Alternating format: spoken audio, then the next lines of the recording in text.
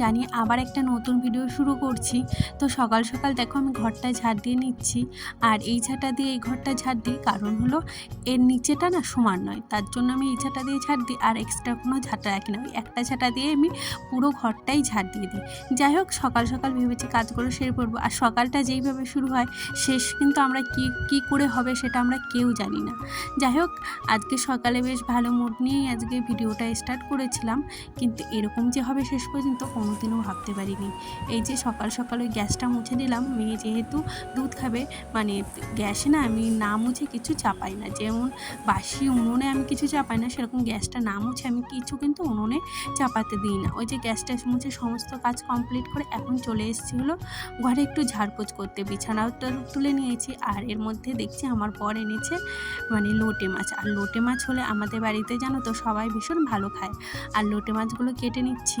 আর কি বলো তো, লোটে মাছ কাটা সব থেকে সহজ। আমার মনে হয় যত মাছ আছে দুনিয়ায় লোটে মাছের মতো মানে সহজ মাছ কাটা মানে যায় না কোনো মাছ। আর পাশের বাড়ির দিদি এসে আমাকে বলছিল যে মাছগুলো আর একটু বড় বড় আনলে বেশি ভালো হতো। আমি বলছি ও তো বোঝে না, ওই নিয়ে এসছে। যাই হোক, দেখো কতগুলো মাছ হয়েছে। আর এদিকে আমি এর ভিতরে এসে কিন্তু চাও খেয়ে নিয়েছি। আর কি বলতো, মশলাটাও রেডি করে নিয়েছি।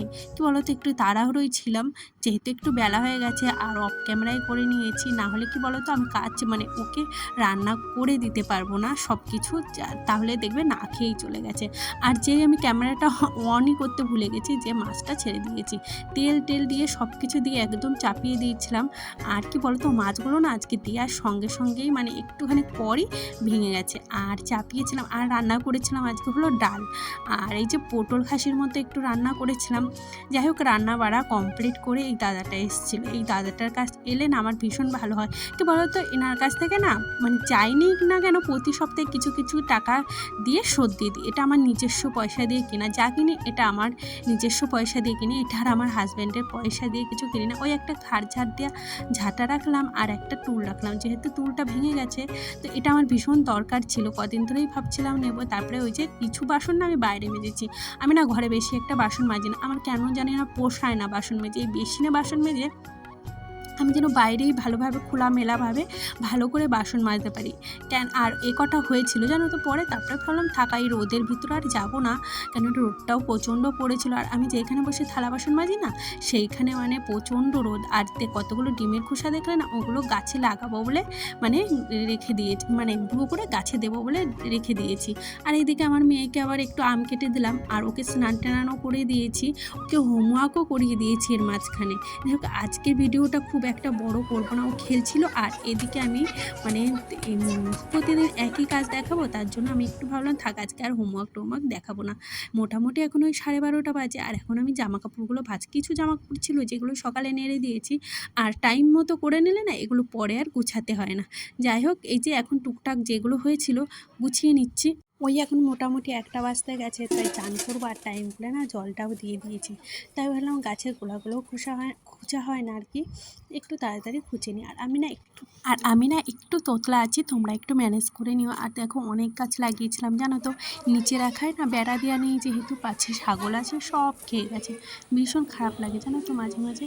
যাই হোক, তারপরে স্নান টান করে এসে দেখো পুজো দিয়ে নিয়েছি। আর বিকালবেলা ভেবেছিলাম ছাগো না, বাট যেতে হচ্ছে। ইচ্ছা না করলেও জানো তো অনেক সময় অনেক জায়গায় বাধ্য হয়ে যেতে হয়। আর পাশে আমার মেয়ে যে আমার কাজলটা নিয়ে কী করছে, যাচ্ছে 3-4 দিনের জন্য আমার পিসি বাড়ি। আসলে পিসি একা একা থাকে মাঠের মাঝখানে, তো তার পাশে ভাড়া থাকে যারা, তারা না একটা বিয়ে বাড়িতে গেছে। তাই কী করব, আমার তো যেতেই হবে, কেননা একা একা একজন বয়স্ক মানুষকে মাঠের মাঝখানে রাখা ঠিক না। এই দেখো বেরিয়ে পড়েছি এখন। যাই হোক, এসেছি প্রায় ওই সন্ধ্যা হয়ে গেছে।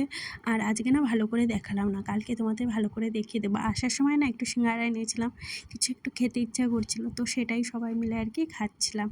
আর আমার মেয়ে না সিঙ্গারার উপরে যেই ছালগুলো ছিল সেগুলোই বেছে বেছে খাচ্ছিল।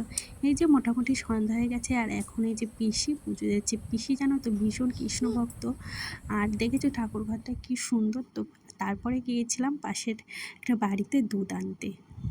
আর যাই হোক, আজকে পটল ঘাসি করেছি, পুরো রেসিপিটা কিন্তু তোমাদের শর্টে দেবো, প্লিজ দেখো। তো আজকে এখানেই ভিডিওটা শেষ করলাম, আবার একটা নতুন ভিডিওতে তোমাদের সাথে দেখা হবে। আর প্লিজ তোমরা সবাই পাশে থেকো। আজকের মতো টাটা, দেখা হচ্ছে নেক্সট ভিডিওতে।